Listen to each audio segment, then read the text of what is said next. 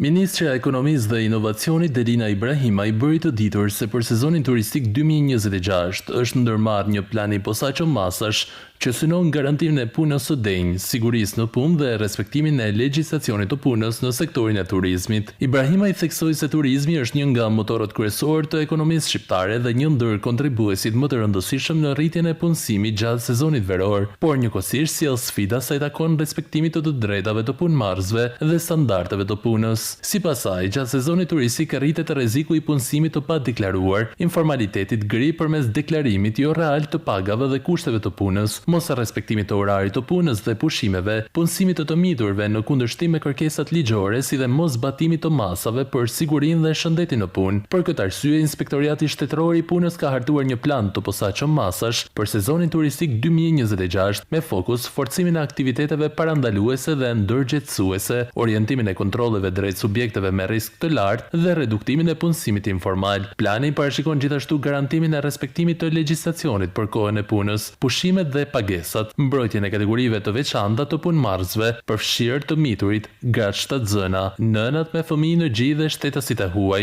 si dhe forcimin e kontrollit për zbatimin e kërkesave të sigurisë dhe shëndetit në punë. Respektimi të drejtave të punëmarrësve dhe garantimi i kushteve të sigurta të punës janë përgjegjësi e përbashkët e institucioneve, punëdhënësve dhe punëmarrësve, u shpreh ministra Ibrahimaj duke nënvizuar se një sezon turistik i suksesshëm ndërtohet mbi punë të formalizuar, kushte të sigurta dhe respektim të ligjit.